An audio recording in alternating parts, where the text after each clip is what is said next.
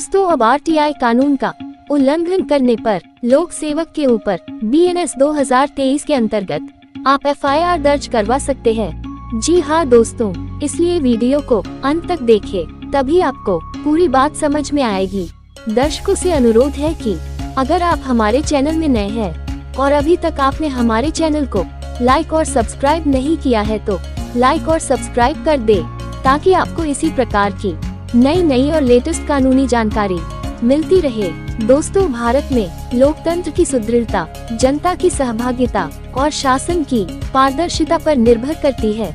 इसी पारदर्शिता को सुनिश्चित करने के लिए संसद ने वर्ष 2005 में सूचना का अधिकार अधिनियम पारित किया। इस कानून ने नागरिकों को यह अधिकार दिया कि वे किसी भी सरकारी कार्यालय, विभाग या लोक प्राधिकरण से सूचना प्राप्त कर सकें। लेकिन जब कोई लोक सेवक जानबूझकर सूचना देने से इनकार करता है, जानकारी छिपाता है या रिकॉर्ड नष्ट कर देता है, तो ये केवल आरटीआई कानून का उल्लंघन ही नहीं बल्कि जनहित के खिलाफ एक गंभीर अपराध है। अब ये प्रश्न उठता है कि ऐसे लोक सेवक के विरुद्ध भारतीय न्याय संहिता 2023 के अंतर्गत आपराधिक कार्रवाई या एफआईआर कैसे दर्ज कराई जा सकती है। दोस्तों, आरटीआई कानून का उद्देश्य शासन प्रशासन में जवाबदेही और पारदर्शिता लाना है। इस कानून के तहत हर नागरिक को यह अधिकार है कि वह सरकारी विभागों से किसी विषय पर सूचना मांग सके। दोस्तों, इस अधिनियम के तहत 30 दिनों के भीतर सूचना देना अनिवार्य है।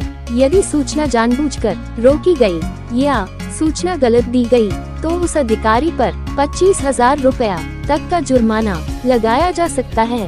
गंभीर मामलों में आयोग अनुशासनात्मक कार्रवाई की भी सिफारिश कर सकता है। परंतु ध्यान देने योग्य बात यह है कि आरटीआई अधिनियम में आपराधिक दंड का कोई सीधा प्रावधान नहीं है। ये कानून केवल प्रशासनिक या वित्तीय दंड तक सीमित है। जब आरटीआई उल्लंघन आपराधिक स्वरूप ले लेता है, कई बार सूचना का अधिकार सिर्फ एक जवाब न मिलने तक सीमित नहीं रहता। कुछ मामलों में लोक सेवक जानबूझकर जनता के हित की जानकारी छिपाते हैं, रिकॉर्ड नष्ट कर देते हैं या भ्रष्ट लाभ प्राप्त करने के उद्देश्य से गलत सूचना देते हैं। ऐसी स्थिति में ये केवल आरटीआई एक्ट का उल्लंघन नहीं बल्कि आपराधिक कृत्य बन जाता है और यहीं से भारतीय न्याय संहिता 2023 की भूमिका शुरू होती है। दोस्तों, भारतीय न्याय संहिता 2023 क्या है? भारत सरकार ने 2023 में देश के पुराने आपराधिक कानूनों को आधुनिक और सरल बनाने के लिए 3 नए कानून पारित किए। 1. भारतीय न्याय संहिता यानी बीएनएस 2023 जो इंडियन पीनल कोड आईपीसी की जगह लेती है।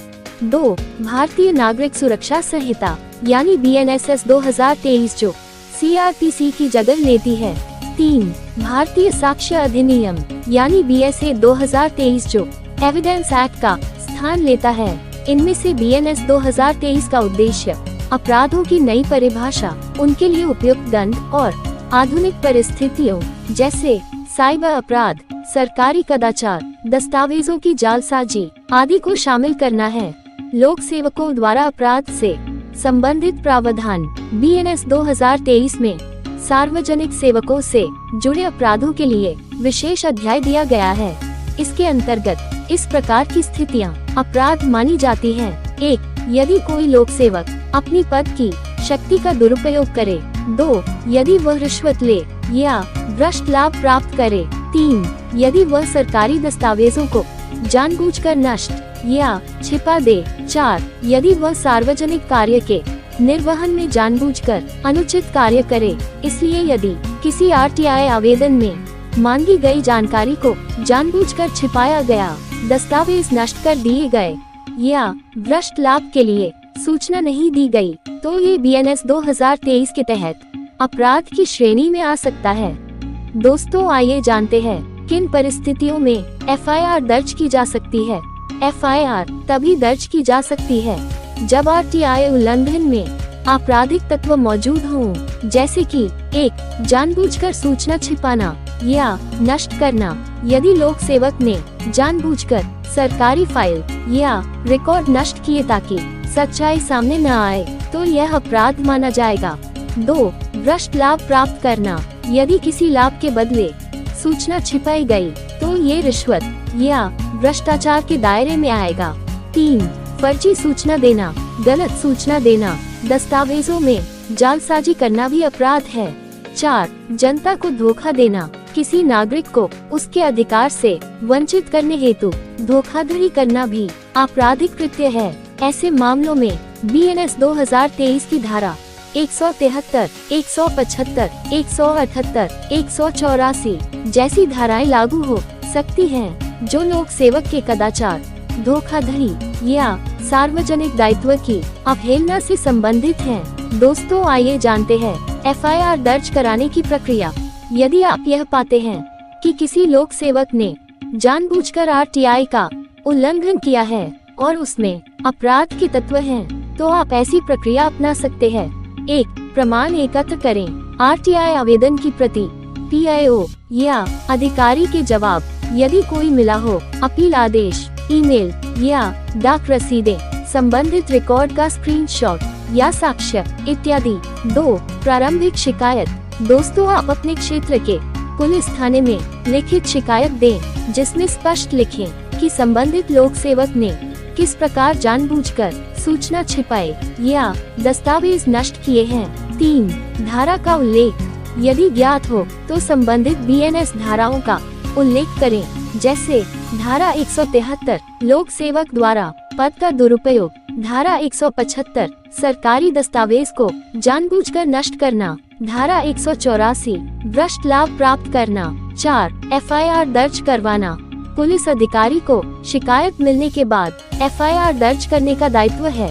यदि पुलिस FIR दर्ज नहीं करती तो आप धारा 173 BNSS 2023 के तहत मजिस्ट्रेट को आवेदन देकर FIR दर्ज कराने का आदेश दिला सकते हैं। 5.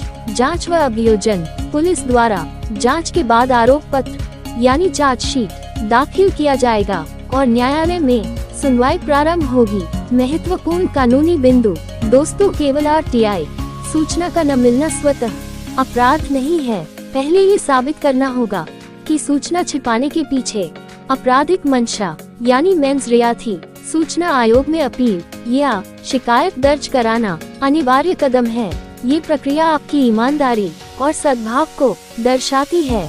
BNS 2023 का प्रयोग तभी करें जब मामला गंभीर प्रकृति का हो, जैसे भ्रष्टाचार, दस्तावेजों की चोरी या धोखाधड़ी। दोस्तों, FIR दर्ज कराने से पहले किसी विधिक विशेषज्ञ यानी वकील की सलाह अवश्य लें, ताकि सही धारा और साक्ष्य प्रस्तुत किए जा सकें।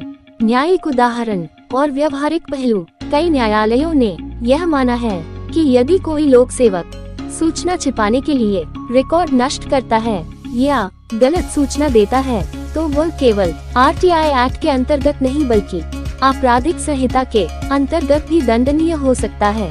उदाहरण के तौर पर कुछ राज्यों में सूचना आयोगों ने ऐसे मामलों को पुलिस को रेफर किया है जहां PIO ने जानबूझकर फाइलें गायब की। इन मामलों में FIR दर्ज कर जांच की गई। चुनौतियां और सावधानियां। प्रशासनिक व्यवस्था में कई बार अधिकारी तकनीकी कारणों से जानकारी नहीं दे पाते, अतः तुरंत आपराधिक आरोप लगाने से पहले स्थिति की पुष्टि आवश्यक है।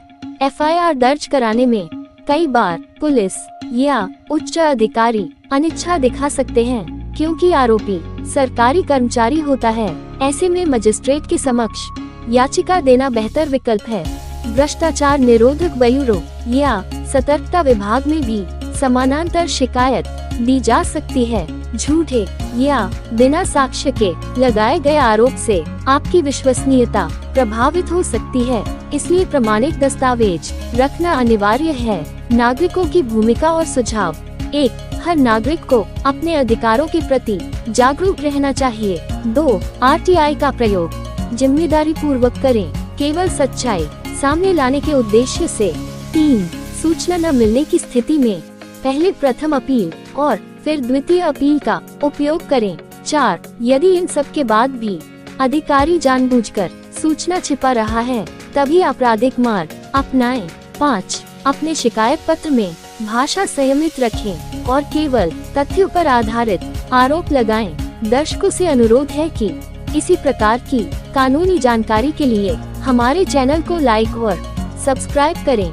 दोस्तों, आरटीआई अधिनियम नागरिकों को शासन की पारदर्शिता सुनिश्चित करने का शक्तिशाली उपकरण देता है, लेकिन जब कोई लोक सेवक इस कानून की भावना का उल्लंघन करता है और सूचना को भ्रष्ट लाभ या व्यक्तिगत स्वार्थ के लिए छिपाता है, तो ये केवल प्रशासनिक गलती नहीं बल्कि अपराध है। ऐसे मामलों में भारतीय न्याय संहिता 2023 नागरिकों को एक नया रास्ता देती है, ताकि दोषी लोक सेवक के विरुद्ध एफआईआर दर्ज कर न्याय सुनिश्चित किया जा सके। साथ ही ये भी ध्यान रखना आवश्यक है कि आरटीआई और बीएनएस दोनों कानूनों का उद्देश्य एक दूसरे का पूरक बनना है। एक पारदर्शिता सुनिश्चित करता है और दूसरा जवाबदेही को सुदृढ़ करता है।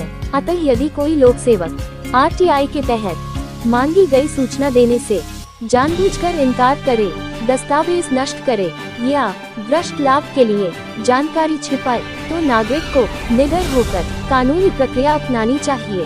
सही साक्ष्य, उचित कानूनी सलाह और बीएनएस 2023 के प्रावधानों की समझ से नागरिक न्याय प्राप्त कर सकता है और शासन में पारदर्शिता को मजबूत बना सकता है। दोस्तों, जानकारी अगर अच्छी लगी तो वीडियो को लाइक और सब्सक्राइब करें।